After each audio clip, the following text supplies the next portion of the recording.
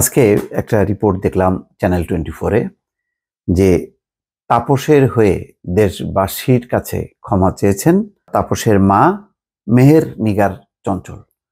তিনি নিজেও এক সময় রাজনীতির সাথে যুক্ত ছিলেন, প্রথমে জাসদ তারপরে বাসদ।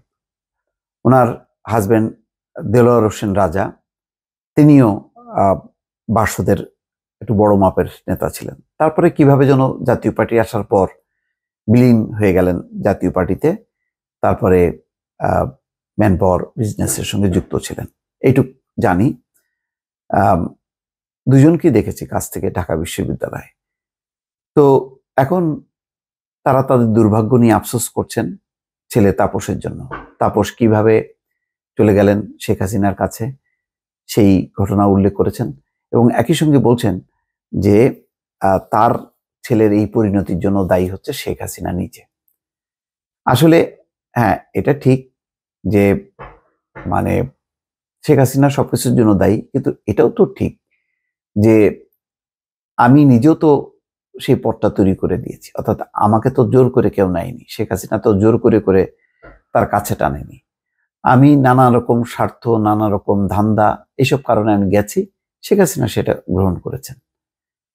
এইভাবে এখন যেহেতু শেখ হাসিনা এখন মানে দেশের বাইরে পালিয়ে গেছেন দেশ থেকে পরিস্থিতির কারণে, তো এখন সব দোষ মন্ত্রীদেরকে জিজ্ঞাসা করলো শেখ হাসিনার দোষ।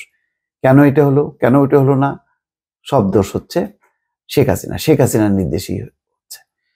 তো এখানেও দেখলাম যে তাপসের মা মেহের নিগার চঞ্চল সেই কথাই বলেছেন। তো ওই যে গান বাংলা কৌশলে নিয়ে নেওয়া, তারপরে গান বাংলার স্টুডিওতে যেই ঘটনাগুলো এখন ভাইরাল হচ্ছে, এইসবগুলি কি সব শেখ হাসিনা করেছে? তা তো না, বরং ক্ষমতার অপব্যবহার করা হয়েছে। এই যে তাপসের স্ত্রী যে শেখ হাসিনা কাছে গেছে, তার বিউটিশিয়ান ছিলেন, তার সাজ পোশাক করে দিতেন। তো এইসবের মানে সবকিছু যদি এখন শেখ হাসিনার উপর চাপিয়ে নিজেদের দায়টা অস্বীকার করা হয়, সেটা তো ঠিক হবে না। অবশ্যই তাপসের মা হিসেবে মেহের নিগার চঞ্চল, ওনার প্রতি মানে এক সহানুভূতি আছে, যেহেতু মা উনি। তো উনি তার আত্ম উপলব্ধি হচ্ছে, এই উপলব্ধিটা যদি মানে শেখ হাসিনা থাকতে হতো, তখন যদি এরকম একটা বক্তব্য দিতেন, তাহলে এটা গ্রহণযোগ্যতা পেত। এখন কতটুকু এটা গ্রহণযোগ্যতা পাবে সন্দেহ আছে। দেখ, তাপসের মা মেহের নিগার চঞ্চল তিনি কি বলছেন, 2012 সালে ঢাকা স্টেডিয়ামে একটি গানের অনুষ্ঠান থেকে তাপসকে তুলে নেওয়া হয়। তারপর থেকে এই 12 বছরে 5 মিনিট করে 12 তার দেখা পাইনি আমি।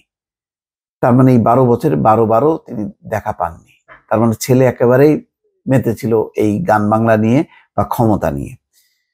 সেই তখন থেকে শেখ হাসিনার সরকার আমাকে একা করে দিয়েছে। আমার মনে হয় যে এই কথাগুলি ঠিক হচ্ছে না। যাই হোক, ওই সময় তাকে তুলে নেওয়ার 1 বছর পর যেখানে পেয়েছি তা আর বলতে চাই না, অর্থাৎ তিনি হয়তো বুঝিয়েছেন। অপরাজনীতি নিয়ে তিনি বলেন, অপরাজনীতির জন্য 1974 সাল থেকে আওয়ামী লীগের রাজনীতির সঙ্গে আমি জড়িত নেই। এছাড়া হত্যা মামলার ব্যাপারে তাপসের মা বলেন, এই সন্ত্রাসী কার্যক্রমের সঙ্গে তাপস জড়িত না। এটা হয়তো গ্রহণযোগ্যতা আছে একটা এই বক্তব্যের। আর যতটুকু শেখ হাসিনার সঙ্গে জড়িত, আমি বলবো সে যদি বিপদগামী হয়ে থাকে তাহলে তার জন্য দায়ী শেখ হাসিনা। এটা হলো গতানুগতিকভাবে সবাই এই কথাই বলছেন। এর আগে গত 3রা নভেম্বর রাজধানীর প্রগতি সরণি থেকে গ্রেপ্তার করা হয় তাপসকে। বৈষম্য বিরোধী ছাত্র আন্দোলনকে কেন্দ্র করে জুলাই আগস্টে গণহত্যার ঘটনায় রাজধানীর উত্তরা পূর্ব থানায় দায়েরকৃত একটি মামলায় গ্রেপ্তার দেখানো হয়েছে তাকে। পরদিন 4 নভেম্বর দুপুরে 7 দিনের রিমান্ডে আবেদন করে তাপসকে ঢাকার চিফ মেট্রোপলিটন ম্যাজিস্ট্রেট আদালতে পাঠায় তদন্তকারী কর্মকর্তা, কিন্তু শুনানির সময় তদন্ত কর্মকর্তা আদালতে উপস্থিত না থাকায় তাকে কারাগারে পাঠানো হয়। এখন হয়তো রিমান্ডে আনা হবে, কিন্তু আসলে এটা খুব দুর্ভাগ্যজনক যে একজন সঙ্গীত শিল্পী হিসাবে আমাদের অনেকেই এরকম নায়িকা গায়িকা সবাই কিন্তু যার যার পেশায় প্রতিষ্ঠিত ছিলেন, কিন্তু কিসের চক্করে পড়ে তারা রাজনীতির মধ্যে ঢুকলেন আমি জানি না।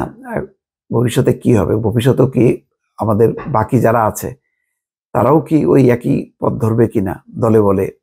আহ, আগে যেমন বেবি নাজনীন ঢুকেছেন, ঠিক আছে, সেই কারণে তো ভিকটিম হয়েছে, মমতাজ ঢুকেছে, কিন্তু যেই ধারা শেখ হাসিনার সময় যে দলে বলে সব রিয়াজ, ফেরদৌস, আরো বাকি যারা যারা ছিল, যে জায়েদ খান, সব ঢুকছে।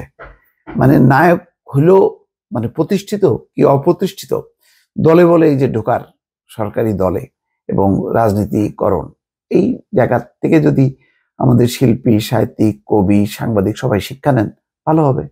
আর না হলে পরিণতি যা হবার এই তাপসের মতন তাই হবে। দর্শক ভালো থাকবেন, আল্লাহ হাফেজ।